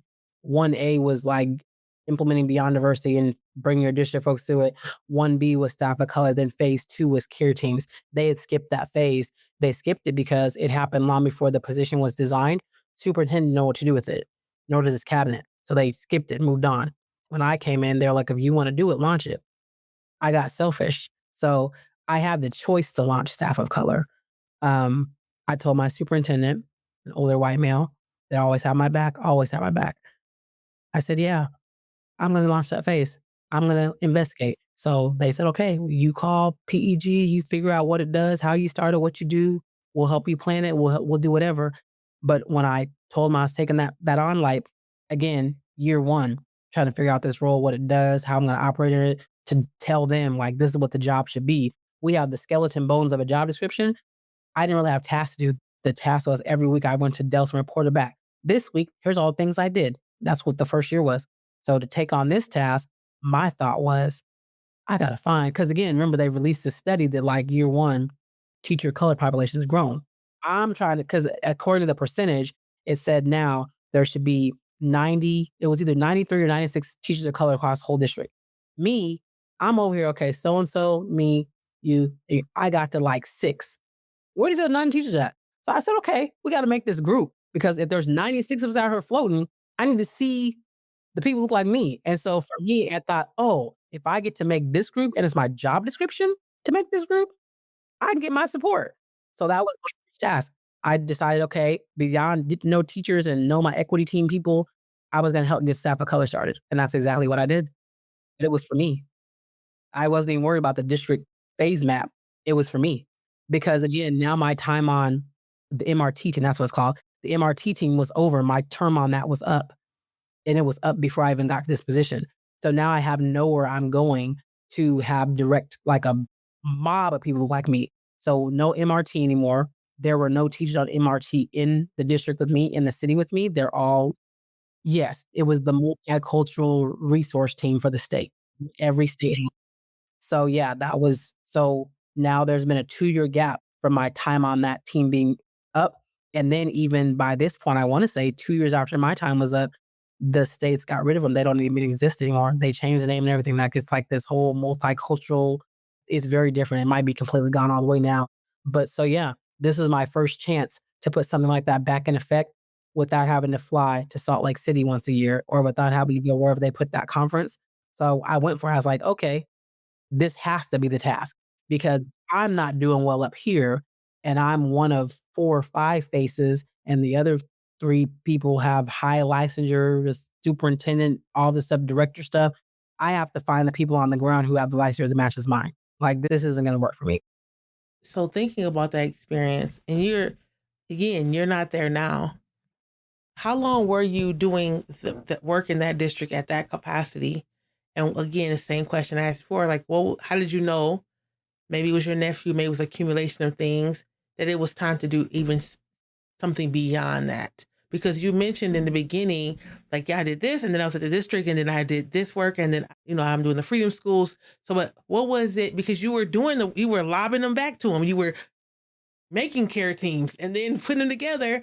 But what was the thing that said it was like, I think I'm done right now. I think I want to do something else. The start of the thing was a change in administration. The superintendent who led the equity work brought it, like locked it in division from another staff member that had been there higher up. He retired and went on to be like a coach for superintendents and also teach at college. That was a heartbreaking day for me. Matter of fact, myself and my person, when that retirement was announced, that resignation, we didn't go to work that day. It was a day brief for us. I remember the superintendent calling me and saying, "You do whatever you have to do." When they announced the new superintendent, I was like, "Oh, I got to stay," because this was someone who was supposed to be on the district equity leadership team and gotten away with not coming to those meetings for over a year. As soon as they announced him, he came back to a meeting that day. We hadn't seen him in years, in the whole year, no meetings, no nothing, like no connection to work. So the question was always, okay, well, how are we going to move this work forward with him as our leader? Who picked him, right? I got to be not a part of the interviews, but I was positioned to be able to see the candidates up for the role at that time in passing. So they had me facilitate a small workshop out in like an open area, and they would escort them through on the different rounds of their interview. They would move them from this group to this group. And so I got to see the candidates come through. So one of them, they were backed up in time. He couldn't go in the room. He sat in my session, got to ask questions. Man of color from Minnesota, didn't get the job. Another woman, I think she's from like Chicago, maybe came through, didn't get the job. Internal candidate gets it. Someone that we already knew was not in that work with us, was not with us ever in that work. Year one, stuff was crumbling fast. Like we knew day one, we don't have the superintendent that brought this work in, and people that were on the ground waiting for the work to go away got excited. He became a one and done superintendent. And then we ended up having to go with the interim superintendent next year, first ever person of color in the role. But again, things were like the downfall was already happening. That didn't really shift too much because the depth of work individually is what I perceived anyway. The depth of work individually to be leading that role as an interim and a person of color for a district that was already kind of like half in this mindset of like, we need to give this work and half that we need to do it wasn't going to be great anyway. There was a lot of tension there between me and this leader anyway. And then, so then to go from that, we then move on to they run another year interim. We go on to a full-time superintendent. So, now we have our first ever full-time Black male superintendent. And I thought, okay, I'm going to stay. This is going to be great. I need to be able to be here to back him. First couple of years were kind of a honeymoon. And then next thing I know, I start watching people get moved around to positions and bringing people in that know nothing about the work, making jobs. And then like they put someone above me, but they advertised the position. My affiliate teammates, my affiliate team that we had been able to build across those last 3 years asked me, the superintendent, like, hey, we saw you launch this position. Now, mind you, I had read it.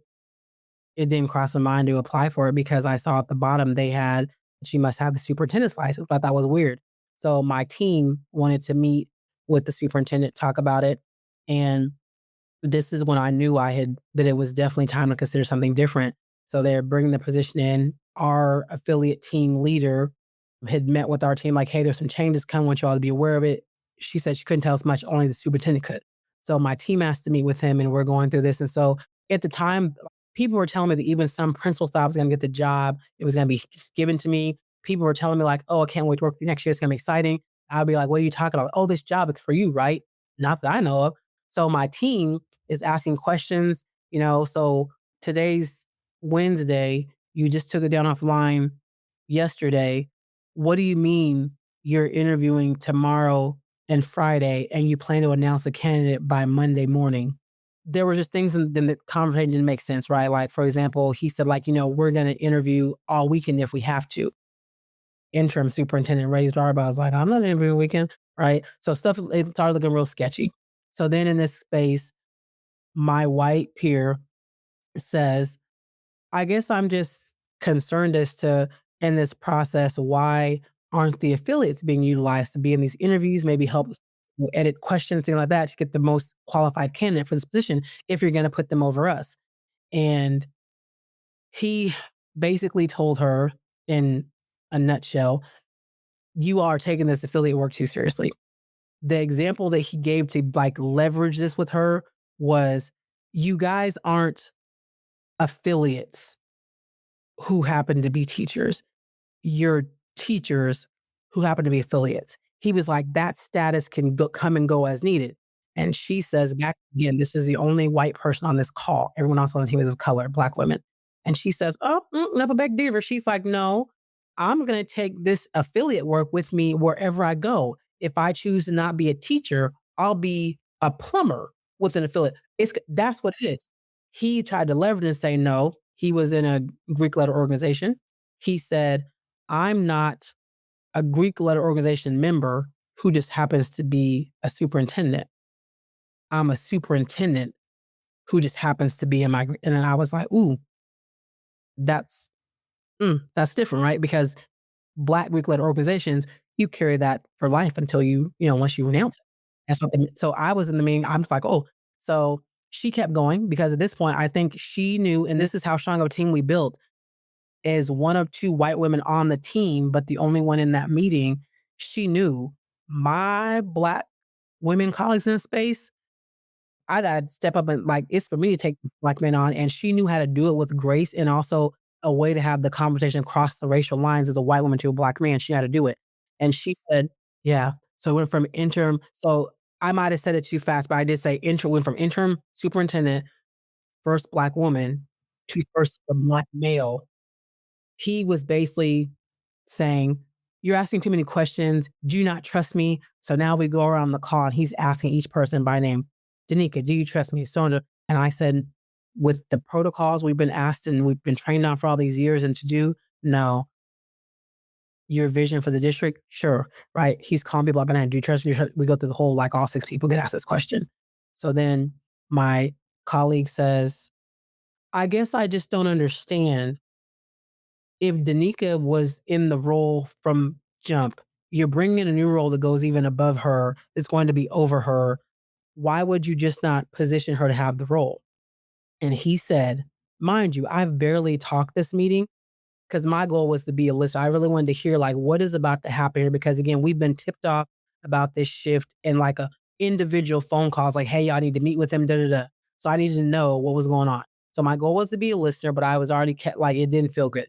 And he said, there is no work that Danica has done in this district that would allow me to give her favoritism to just hand her this role.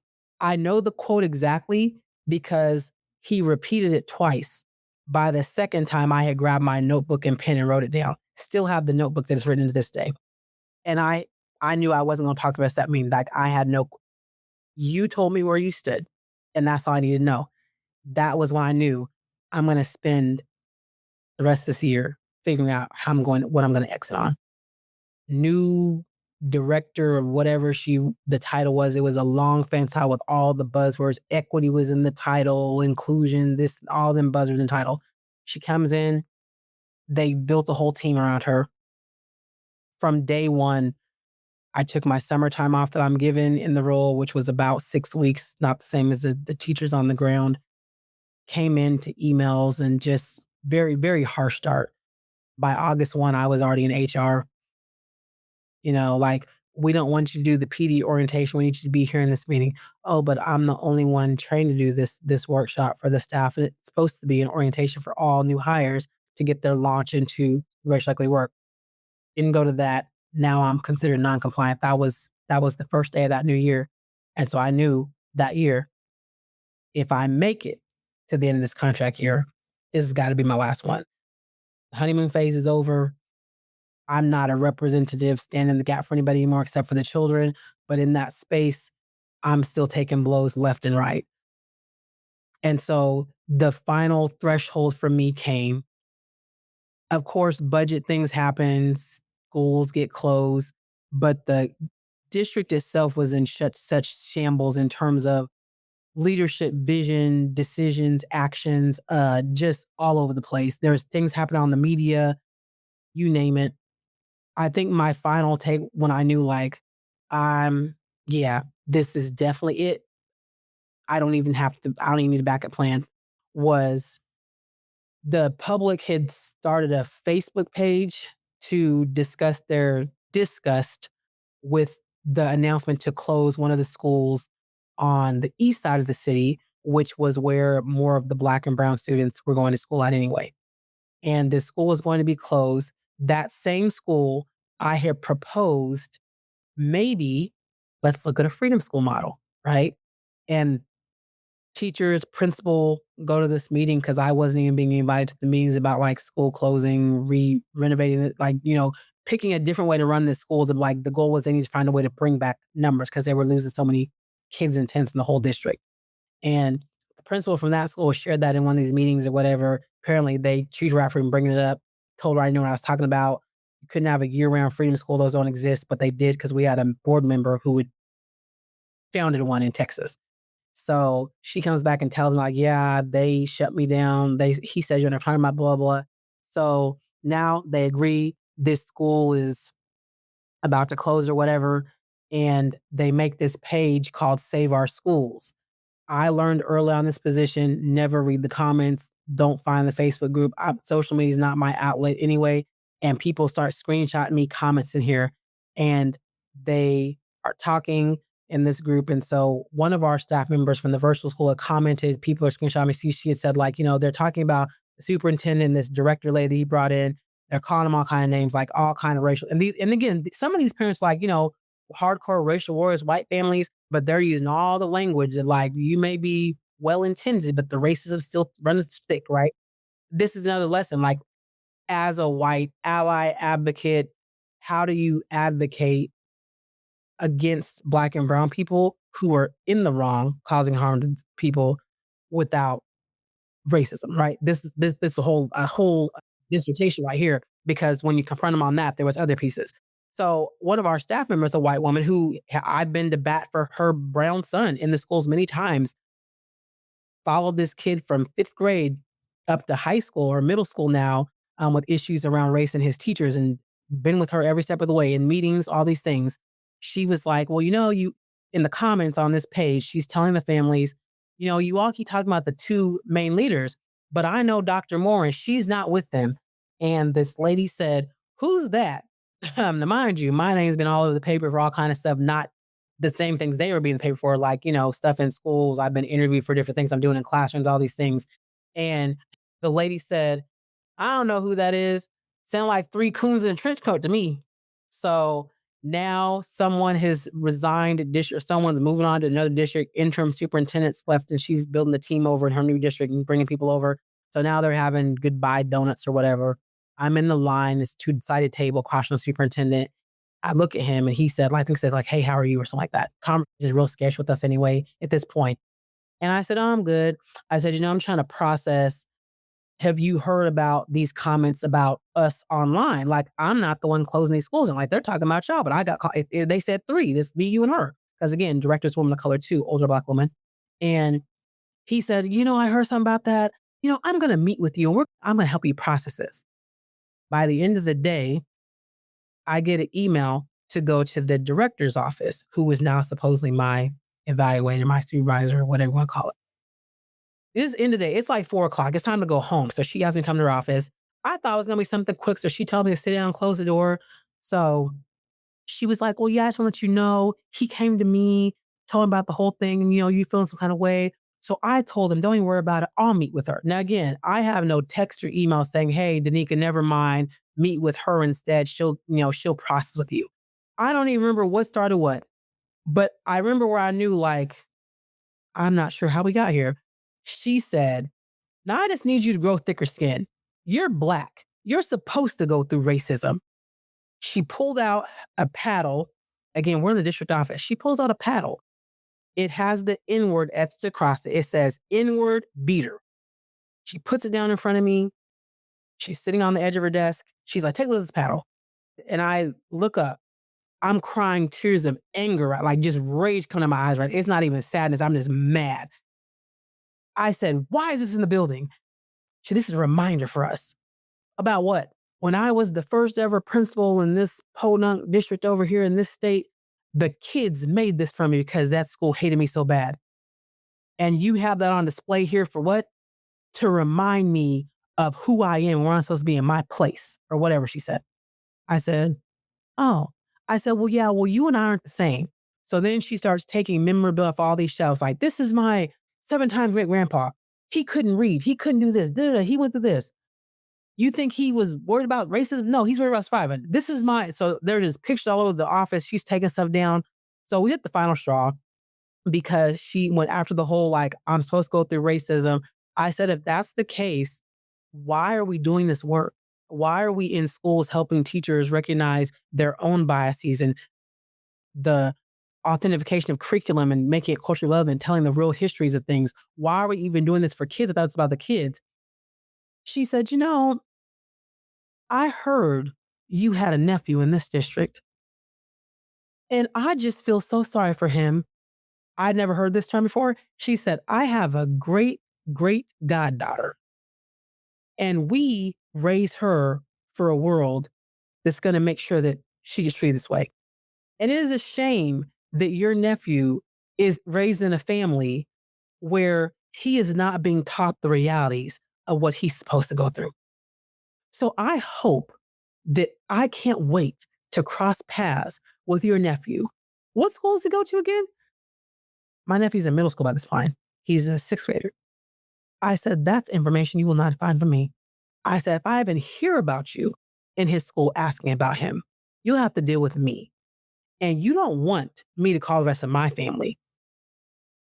That was when I knew we were done. That was the day. Superintendent never came back to me, check on me. Hey, did she talk with you? Nothing. That was supposed to be the conversation that made me feel some sort of better about being called three coons in a trench coat attached to those two and their decisions and their leadership and what they've been displaying for all these white folks in our whole community for this whole time. That was what that was supposed to be. I ended up filing a massive complaint against both of them. In the hearing, whatever you want to call it, the investigator said, and then mind you, this hearing goes into June and July. I hadn't resigned on paper, but I knew I wasn't coming back. I'd already told staff of color, like next year, you got to pull the script together on your own. I don't know what they're going to do. It's not going to be me. I told my staff of color that. They would have known had they come to the end of year staff of color event. They left the staff waiting to do the end of year toast, left them waiting, no phone call, text, we're not coming, nothing. I tell staff of color this. They could have heard if they'd been there, they weren't. So I told the staff, we get to June, July. Matter of fact, it was like July 3rd, we're in the final hearing to like give the ruling or whatever against my massive complaint. I utilized the union, legal team did all these things. And so the whole thing is a superintendent has to be able to come in that space and give like the final, this is what we're going to do with the situation. The goal was get me out from under her team, remove her, maybe remove yourself, maybe I'll stay. That was what was in my head. They didn't know that part yet. Nor did the legal people didn't know that I was leaving. The whole thing was like, go through it. They found out in June I was leaving, the legal team and the union folks. They called me. You can't announce publicly that you're leaving. Why not? If you announce, they can drop the whole thing. So we'll keep it quiet that you're leaving. I had already known I was leaving. So I had to keep it quiet for June and July. Matter of fact, moved in June, did everything virtually. They had no clue I wasn't even in the state anymore. We get to July 3rd and they said the whole ruling was they found no fault on them. I had 67 pages of things I'd submitted, including text messages, emails, including text messages that came out of the country, threats by phone, all from the director. They wasn't going to move it. The superintendent came through and ruled and said, the issue of the tension between Dr. Moore and her is simply because Dr. Moore has forgotten the duties of her job description. So what I'm going to rule for the final pieces is I will personally meet with Dr. Moore at the start of the school year. We'll review her duties and things, and then we can start the year fresh and like she'll know exactly what we want her to do and what we don't want her to do. Because this whole time they've been scaling back my duties. I was no longer allowed to work with principals, no more coaching of principals, no more e-team workshops at district office 2-3 times a year. I have to be escorted through school buildings now to even walk through buildings and meet with teachers and just observe classrooms, just pop-ins and check-ins. That last year, it was like I was in prison in my own job. It was terrible.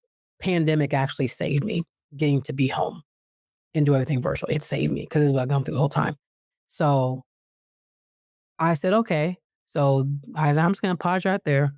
I said, if that is the case, if we're saying all this stuff that we've sent you, if that's the case, then you don't even have to finish this out. I'll make it easy for you. So the investigator paused everything and said, can you just walk us through?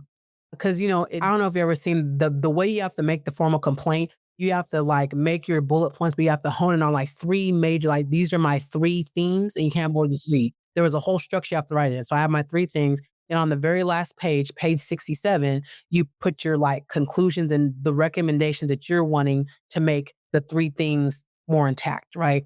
So my second main issue was the lack of support.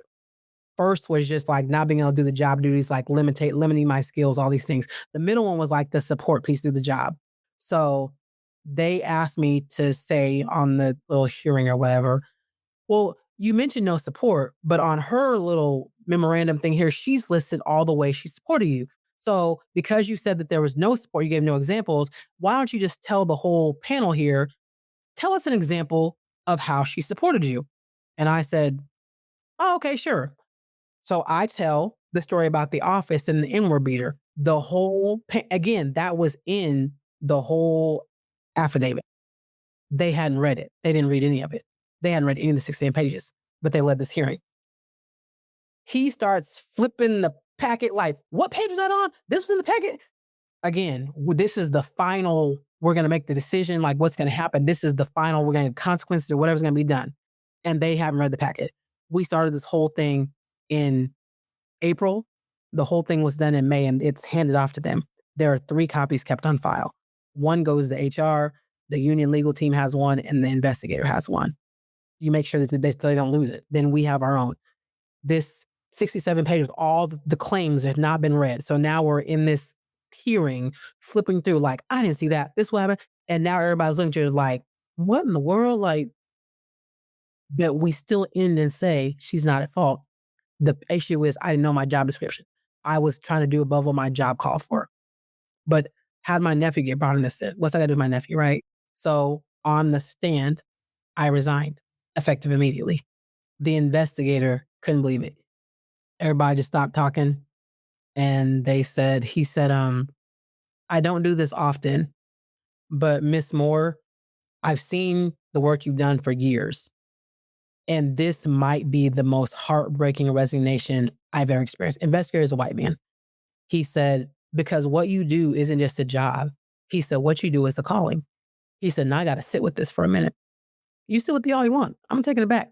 So flew back at the end of July because I still had their laptop and everything, iPads, all the tech was again, I've moved. They didn't know it. I might fly back in July. I got them to agree to let me do a final summer work day with one of my E-teams. I did that work day, announced to that team that I really was out. That was my first team I got to tell. They had my email cut off the next day. Couldn't even tell the rest of the district. 2 years into being gone, still getting emails from teachers like your email bounced back. So I found you on social media, LinkedIn. Can you come to my classroom? Because they didn't rehire behind me. It sat vacant for years. They made up a whole new position to combine her old role above me and mine into one just last school year. So they're on year 2 of that. So yeah, that's how I knew it's time to go. The phrase I hung with was, when it began compromising my values and my sole purpose, it was time to go. And if I'm being honest, I stayed about 3 years too long. But at the same time, everybody knew I wasn't leaving my nephew in that district. I was not. Like he's still there. He's in high school now, but he's got language and words and he knows you can pick up the phone. But in the baby phases, the 3 years and the number of things that I did and didn't do and put him at the priority of it, even like in personal life, like if I wanted to go move away because I wanted to, oh, my nephew, like I did that for a long time. But the 3 years I stayed, I needed to make sure he was going to be good too, because he was in the school I'm supporting. I didn't know what happened to him if I was in that role. So I had to stay in my mind. Even with a stellar affiliate team behind me, I had to stay. And my team knew it too. I would tell them all the time. Like I had actively applied for jobs throughout those 3 years. It wasn't even like not getting a job or interview. The dream role I wanted, it was a simple thing of the wrong number on the application. So when they called the wrong number. I was in California conference. By the time I found out they had called the wrong number, it was like 2 weeks past the time they wanted to interview me. So I sobbed about that dream job for a whole school year. Every time, I'm not supposed to be here. It was supposed to be this week. And my team be like, what are you talking about? Like, oh, it's okay. So yeah, there was action, but it was like looking for jobs is a full-time job these days. So trying to have the mental and emotional stability to keep going to work every day. and look for a job and then get off work and feel like I had free, like my me time, my self preservation time for like, going on a walk, going on a run, going to play volleyball, writing a poem, reading a book. That wasn't there. It was just work and sleep for years. And then in the middle of all this, I'm also like, my doctorate was new. It was the last year that I was there, was when I defended. So all of this was happening in those 3 years. I buckled down and started getting a doctorate too. So there was a lot with a mother who was sick, couldn't even tell her I was in my doc program. She found out I was in my doc program the day I defended. My sister was the only person in my family who knew I was back in school.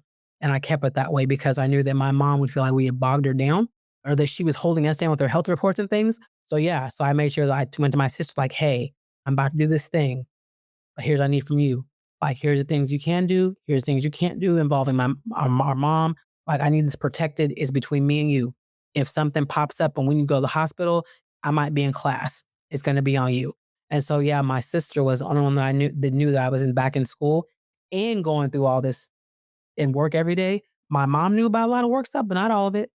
To the point that my classes at night, I would tell her I was in a meeting. That's all. I'm in a meeting, mom. So my mom and her mom was like, I remember she would say like, these people are working you to death and then they treat you so bad. Why are we still there? Like, so for it to come full circle, like, no, mom, I was trying to get this degree so I could do what I need to do and go to the next thing.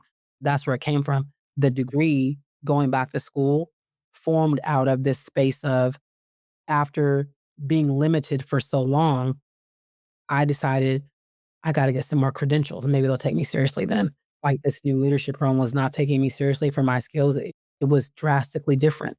So the solution was to go back to school. If I get this credential instead, then I can do something with it. So school was also like some kind of pseudo solution that in my mind was gonna fix everything. The last year I was Dr. Moore and nothing changed. It got worse. Of course, it got worse. Of course, it got worse because now you have even more education and now they're more intimidating, right? That's a lot. That is a lot of story. I really appreciate you sharing that. And to know we still have a little bit more left to share. Mm, mm, mm. Mm, mm, mm.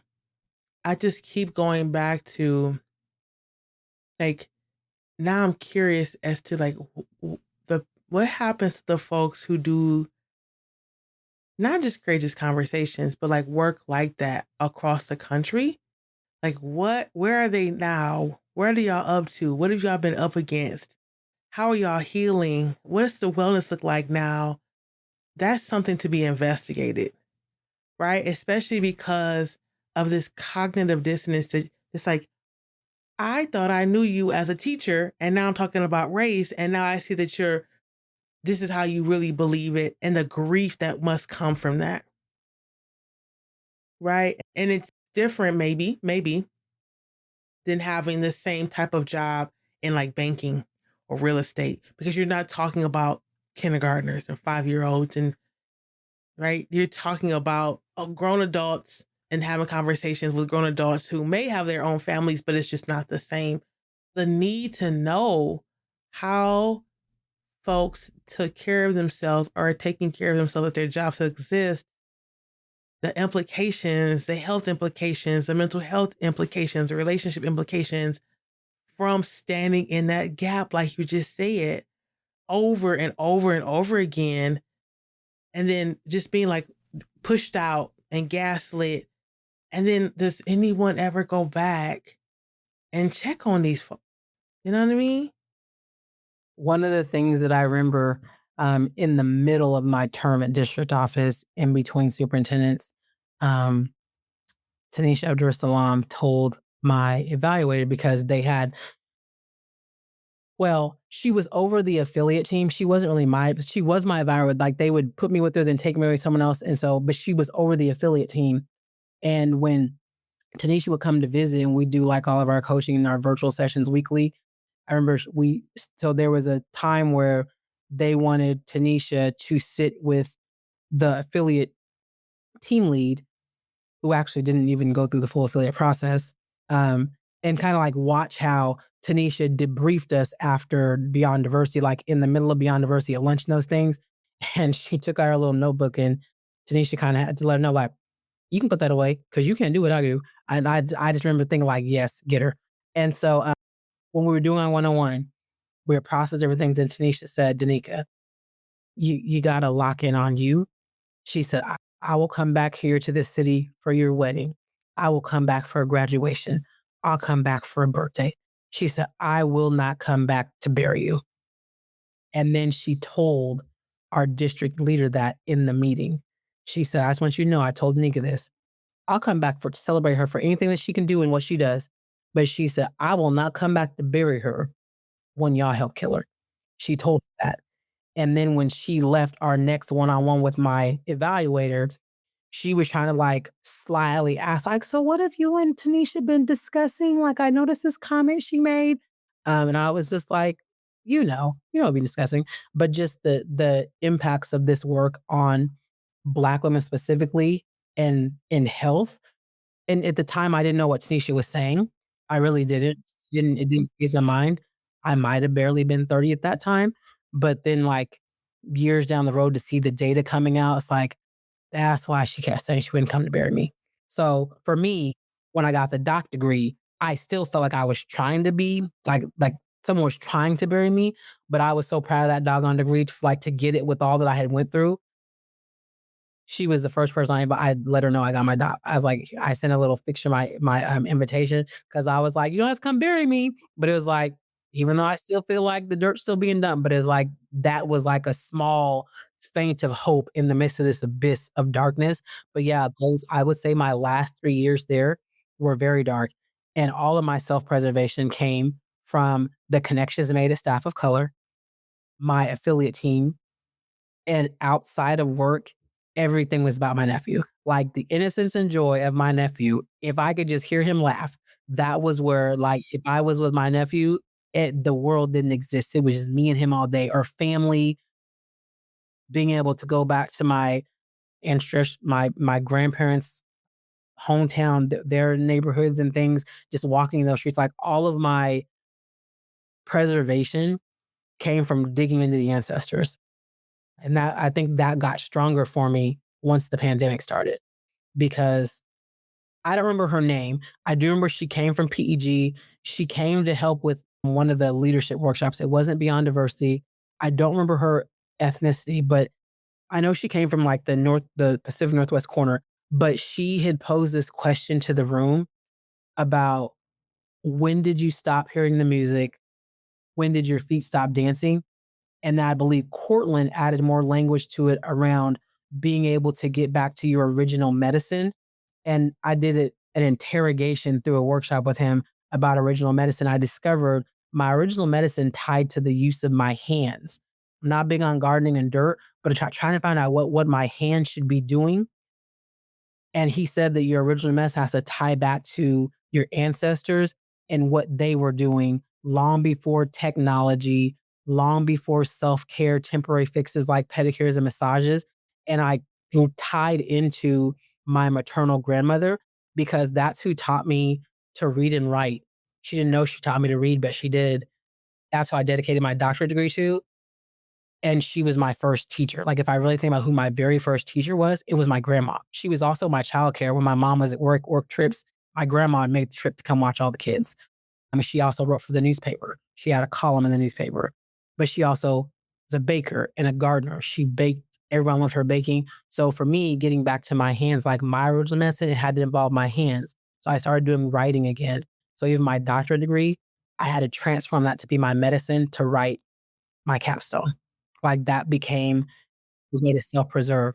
And even though it didn't feel like a break, my courses, my Black peers in my doc program, all of that was part of like the sustainability of me surviving that final year without feeling like I was going to be taken out or I was just gonna like end up in a jail cell because the amount of rage I had to withhold, it had to come out somehow. So it came out through writing. and writing was the capstone, what I wanted to investigate, interrogate, like being able to write and process that. I really got to take that last year to think about my topic. My topic for my capstone was I wanted to analyze and assess the quote unquote training or development of school leaders when they join districts that have a racial equity initiative or some kind of platform, and what their teachings and learnings were to even shape them to lead that kind of work. So I wanted to really interrogate school principals and what that looked like. So I was studying like, what's the principal degree look like at this college? Or if they're from a grow your own within the district, I was looking at those curriculums at district self-right and assessing those and like finding all the things of like, this is why the school principals I work with are struggling with. This is why the ones that are solid are solid. So yeah, I tried to make that my medicine of like, I was finding a cure for something, and that kept me invested in that work and going to work every day. It gave me some way to like, but then I also learned like, I just didn't want to be in that district building anymore. I did everything I could to be out in the buildings, out in the buildings. Even when they banned me from co-teaching with teachers, like I got banned from co-teaching with teachers, I still found ways to take into schools. Like I had teachers let me in the back door of high school. Like, yeah, I was told I couldn't even co-teach with teachers anymore. Like, and I always said when I left classrooms, teaching and being as close as I could to children, it's kind of like when these electric cars, I have to get fueled back up. For me, fueling back up meant to be around children and get out of this adult space that was always so toxic sometimes. And so, yeah, if I could get into a classroom and just sit around with a bunch of kindergartners or be in a fourth, like wherever I was at, that was how I made it from 8 to 4 every single day was when I get to a school. So when they took that from me, that was when I was going to fall apart. So then that's where I had to rely on just the joy of my nephew. Like when I get home, if I can call him and if I can go pick him up from school, like what can we even like we had a trail we walk every day. We counted turtles on the pond, sunbathing on logs. Like my nephew became the most therapeutic space for me, just like the joy and innocence of a child. But at the same time, every time I was with me, he refueled me for the fight because I knew I was fighting with and for him and so many more kids. It was always about the children. It still is this day. I'm going to. This has been a fantastic interview, and we are 2 hours in. And I have so many questions that we'll have to chat some other time about. So I'm going to ask this last question. I'm going to ask 2 questions. The first is I have to ask you, is there a Black educator that you would like to shout out? So we'll start with that. Dr. Susan King for sure, without a doubt. And then I would shout out my affiliate cohorts members, Dr. Shakia Bland and Dr. and Annette Canoli. Like those 3 Black women changed everything for me as a Black educator. When you were working at the district, you talked about having the affinity groups, right? The care teams. You don't have them anymore. For you now, on the back end of all these things and all these realizations and talking to Tanisha and in your 30s and all this, for you now, what does it mean to be well? For me, wellness, I use this phrase. You know how people will use the term resilient all the time? And it's like for some people, it's just like, don't use that word on me. So I decided the term to like fit the model of what everyone says is radical resilience. Because if you look up the definition of resilience, you'll notice that it says like that something is stretched and snaps back to its original form is what it means to be resilient. Resilience is meant for objects, not people. So if I'm going to be quote unquote resilient, I have to be radically resilient, which means that one, recognizing you don't snap back to your original form. You use the new shaping and the new stretching of you to figure out what's going to work best for you and move forward. And to do that, I have to recognize and work in a way that benefits me and helps me. So even small things like bereavement leave, 3 days per death. Who said that? Who said 3 days of grief, right? And so I had to find ways, and I still do, finding ways to take this time and space of having time to grieve for myself and not even just physical death, just whatever's happening in life. Like this term bereavement gets used really tight, but it's really broad.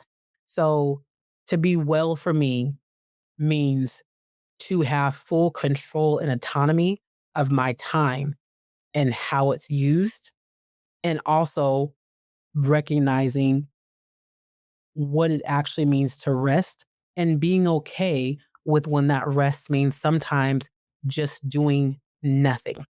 Someone asked me today, what was my form of care for myself last night? I told two people this in the less than 12 hours today. I sit in the staircase of my house on the second step from the bottom.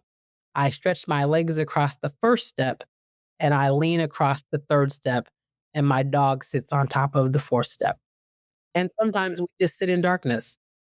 Sometimes there's music playing. Sometimes I'm singing to myself. And to me, that's my preservation. And it clears the mental space. And I had to be okay with being a person who, what looks like I'm doing nothing, is really doing the most amazing thing for me.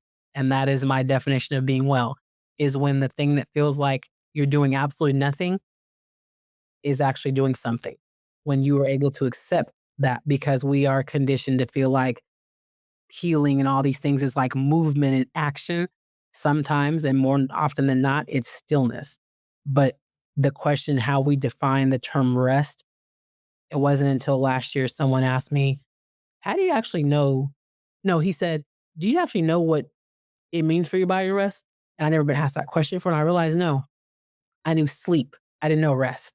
So I spent all last year tapping into, what does my rest look like? How do I know when I'm actually rested? And when I'm well rested, I'm well, but it's not just sleep. And in my mind, that's all I need to do was like, things are going bad, get more sleep. If it wasn't get more sleep, it was get some water. So yeah, so that's my form of wellness. And it comes in so many forms. It can be staring out a window, but I found my rest in stillness because there's a lot of reflection there. Dr. Danica, thank you so much for coming on the podcast, for sharing your story, for staying in the gap for not just your nephew, for so many Black educators and students, folks of color, that community who have never met you, but you've impacted. And I'm glad that you're coming back to this new shaped self of you and loving that about yourself. And I appreciate you. And folks, make sure that you all take care of yourselves, take care of your communities, be still, be radically resilient, and we'll see you on the next episode. All right, peace.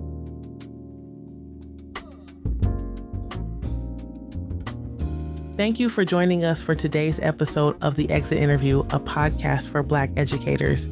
Every story shared here is a reminder that our wellness matters and that thriving in education is possible when we create spaces of care and belonging. If today's conversation spoke to you, we'd love to keep in touch. You can sign up for our newsletter at exitinterviewpodcast.com or connect with me on LinkedIn to stay up to date on upcoming workshops, consulting opportunities, and ways we're transforming stories into solutions through Alliance Educational Consulting. And before you close out, take a deep breath. Remember that caring for yourself isn't extra, it's essential. Whether you're an educator seeking rest or a school leader reimagining support, you're part of this growing community of care.